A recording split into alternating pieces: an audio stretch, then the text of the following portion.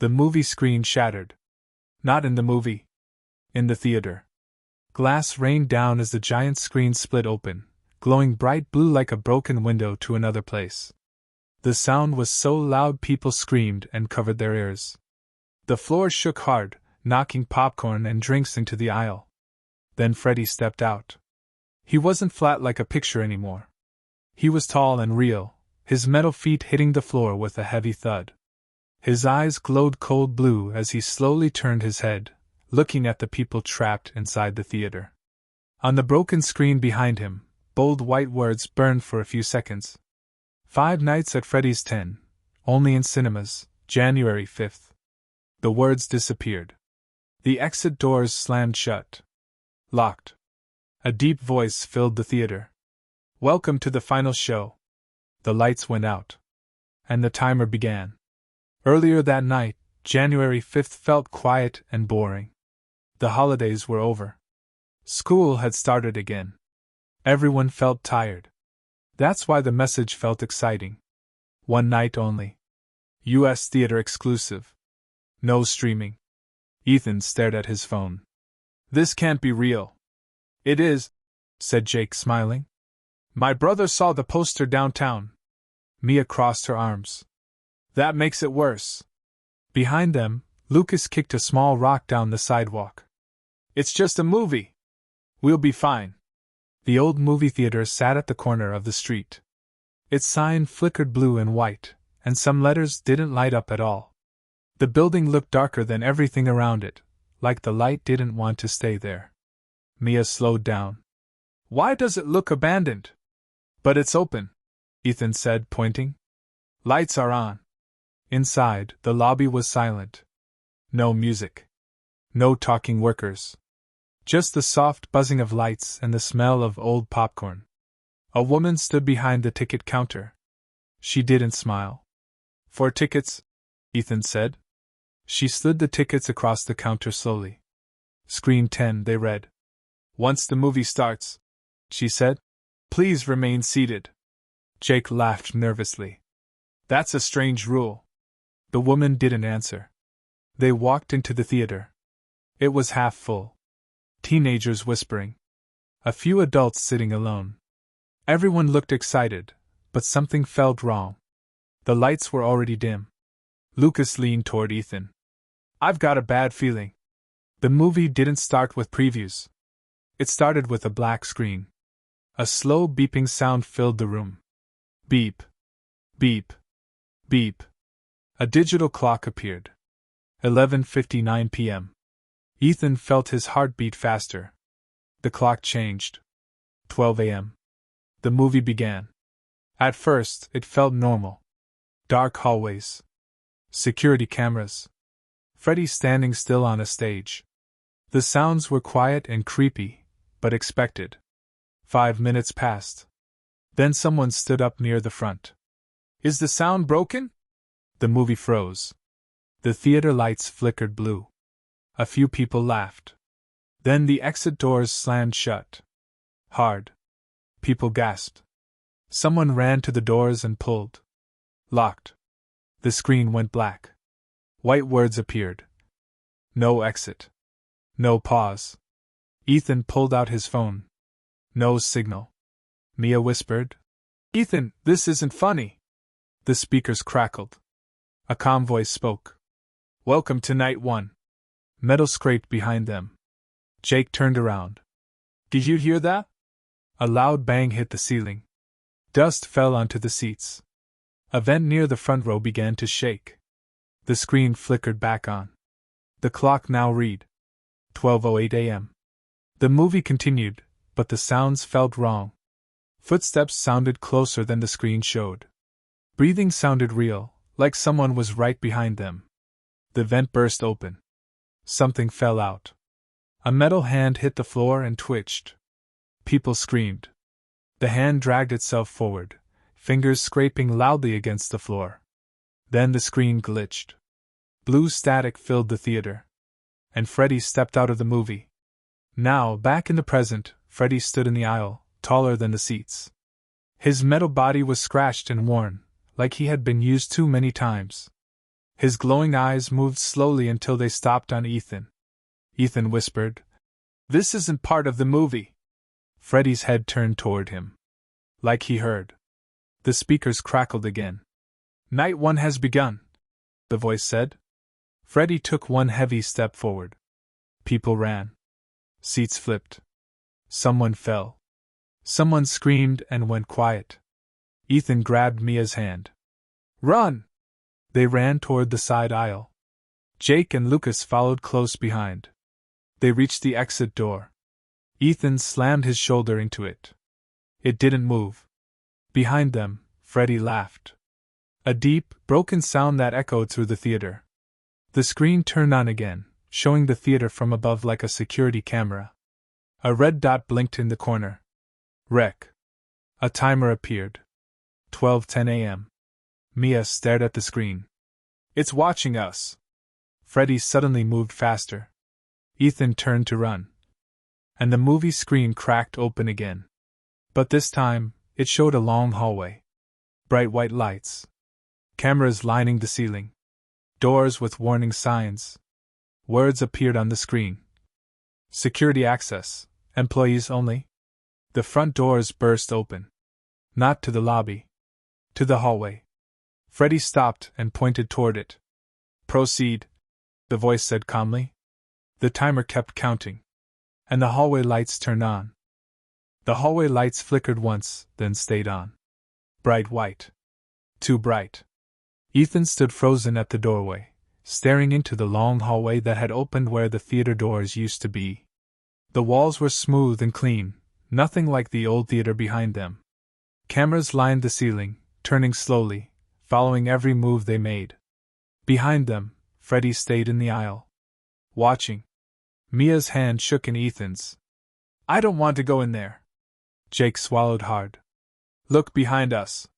The theater was dark now. Completely black. Only the faint blue glow of Freddy's eyes could be seen between the rows of seats. Something metal scraped softly in the shadows, slow and heavy. The calm voice spoke again, filling the hallway. "Please proceed to the security area. Remaining here is unsafe." Lucas shook his head. "This is insane." Ethan took a deep breath. "We go. Now." They ran into the hallway. The doors slammed shut behind them with a loud boom. The sound echoed again and again, like the building was laughing. The air felt cold, like a freezer. Their footsteps echoed loudly on the floor. The cameras above clicked as they followed them. Mia whispered, "This feels like a real place." "It is a real place," the voice replied calmly. "This is Freddy Fazbear Theater security." Jake stopped walking. "You're lying." "I do not lie," the voice said. The hallway split into two paths. One glowed blue. The other glowed red. A screen lit up on the wall. "Choose your path." Blue, security check. Red, main stage. Lucas pointed at the blue path. "Security sounds safer." "Or it's a trap," Mia said. Behind them, something slammed against the closed doors. Once. Twice. Harder each time. Ethan didn't wait. "Blue. Go!" They ran down the blue-lit hallway. The lights here were softer, but the walls felt closer, like they were slowly squeezing in. At the end of the hallway was a metal door with a glowing hand symbol. Jake pressed his palm against it. The door slid open with a hiss. Inside was a small control room. Screens covered every wall, showing different camera angles. The theater. The lobby. The hallway behind them. One screen showed Freddy. He was moving now. Slowly walking toward the hallway door they had used. A digital clock glowed above the screens. 12:30 a.m. Text appeared beneath it. "Shift active." Mia frowned. "Shift?" The voice returned. "You are now responsible for keeping the system stable." A new message flashed. Task: maintain power. In the center of the room stood a tall lever. It shook slightly, like it was barely holding together. Ethan grabbed it. "This controls the lights." He pulled the lever down. The control room lights flickered. On the screen, The theater lights turned on for a moment. Freddy froze mid-step, one foot lifted off the ground. Jake gasped. It stopped! A loud warning beep echoed. Power draining. The lever shook harder. Lucas pointed at another screen. Look! On a camera showing the ceiling, something crawled past the lights. Smaller than Freddy. Faster. Its eyes glowed blue as it moved upside down. Mia whispered, There's more than one. The lights flickered again. The voice spoke softly. Darkness increases activity. The lever snapped upward. The room went dark. For 1 second. Then red emergency lights turned on. On the screen, the smaller animatronic dropped from the ceiling and landed right outside the control room door. Its head twitched as it stared straight into the camera. Mia screamed. It's right there! The screen flashed. Task failed. Retry required. Ethan slammed the lever back down with all his strength. The lights burst on. The animatronic froze inches from the door, its metal fingers stretched forward like it was about to grab the handle. Everyone froze too. The clock changed. 1 a.m. Jake laughed nervously. Okay, it worked.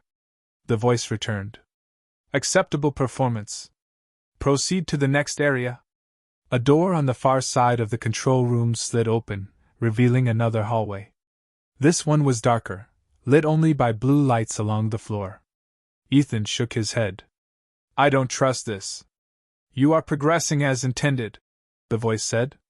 Behind them, the screens flickered. The frozen animatronic's finger moved. Just a little. Now! Lucas shouted. They ran through the open door. The hallway sloped downward. Warning signs covered the walls. Old posters of Freddy were taped up, scratched and torn, with the eyes crossed out. The floor vibrated with a low hum that Ethan could feel in his legs. At the end of the hallway was a large room. A stage filled the far wall. Animatronics stood on it. 10 of them. All white. All smiling. All perfectly still. Mia whispered, Don't move. The door behind them slammed shut. Locked. A screen above the stage turned on. Final performance mode. Please remain still. Blue spotlights turned on one by one. The animatronic's eyes lit up. Blue. Blue. Blue. Blue. Blue. Blue. Blue. Blue. Blue. Blue. One animatronic stepped off the stage. Then another. Then another. The lights went out. And something breathed right behind Ethan's ear. Ethan stopped breathing. The breath behind his ear was slow and heavy, like metal lungs learning how to breathe. It smelled like oil and dust. Do not move, the calm voice whispered through the speakers. Movement increases danger. Mia squeezed Ethan's hand so hard it hurt. Jake and Lucas stood frozen, their eyes wide, their bodies stiff like statues. The blue spotlights flickered back on. The animatronics were closer. Much closer. They stood in a wide circle around the group, 10 tall shapes with glowing blue eyes. Their smiles were the same, wide and frozen, like masks that could not be removed. Their heads tilted one by one, slowly, as if they were studying the kids. A soft ding echoed through the room. The screen above the stage changed. 1:01 a.m.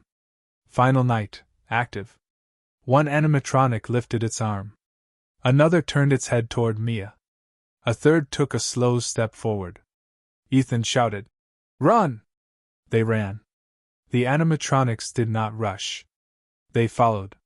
Slow. Heavy. Sure. Each step they took shook the floor. A door slid open on the right side of the stage, glowing blue. Ethan pulled Mia toward it.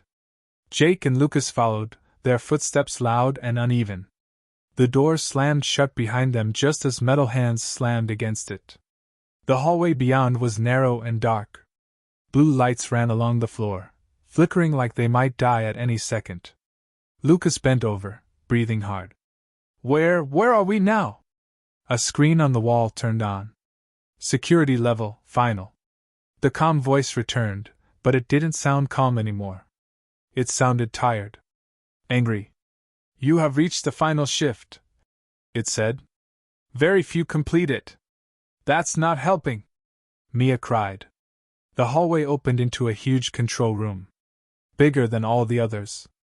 Screens covered every wall, showing different camera angles. Buttons, switches, and cables filled long panels. In the center of the room was a thick glass window. Ethan stepped closer. Below the glass was a massive open space, filled with animatronics. Dozens of them, standing shoulder to shoulder. All facing the glass? All smiling. Jake whispered. They were waiting for us. A digital clock appeared on the main screen. 2 a.m. Text flashed underneath. Task: survive until morning. 3 large switches were labeled clearly.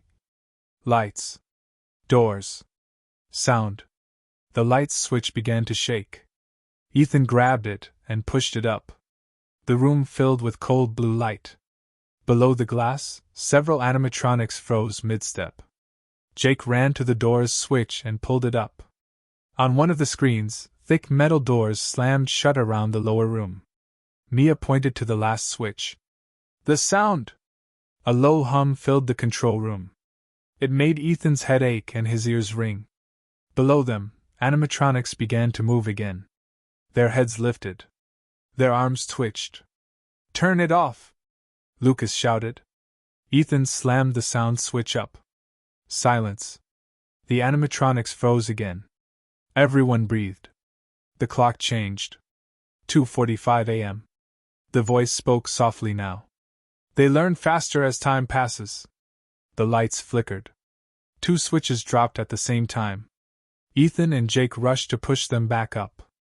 Below the glass, animatronics began stacking on top of each other. One climbed onto another's shoulders.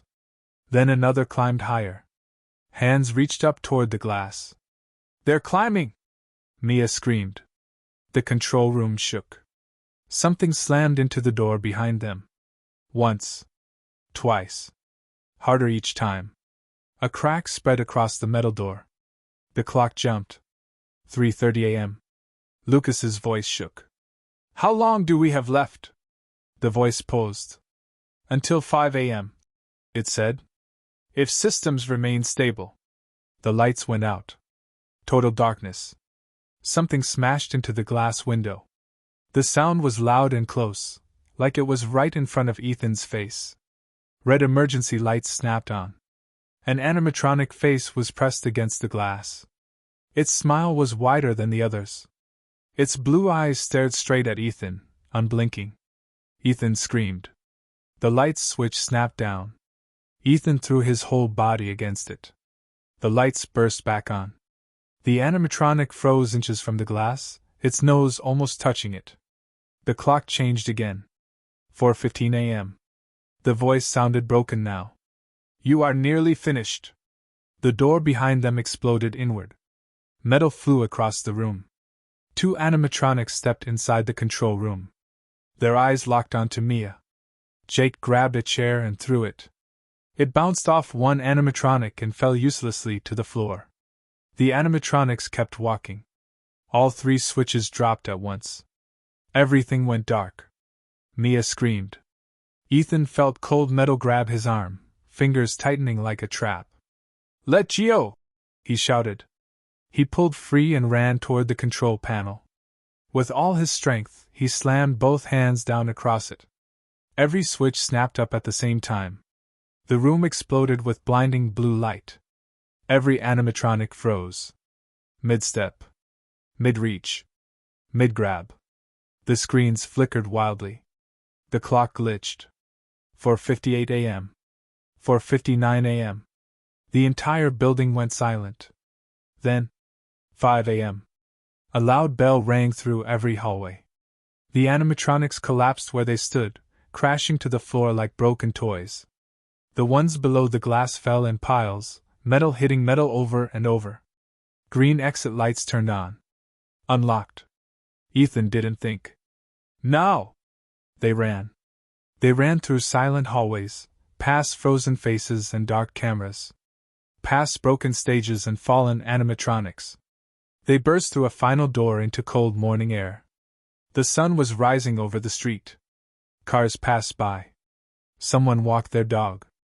A person laughed on the phone. Life went on. It was January 5th. They collapsed on the sidewalk, shaking, laughing, crying all at once. Behind them, the theater looked normal. Old. Quiet. Closed. Police came later. They said there was no movie. No staff. No cameras. No tickets sold. The posters were gone. That night, Ethan lay awake in bed, staring at the ceiling. His phone buzzed. A message appeared. Thank you for attending. 5 Nights at Freddy's 10. The final show. His bedroom light flickered blue. And somewhere, very softly, Freddy laughed.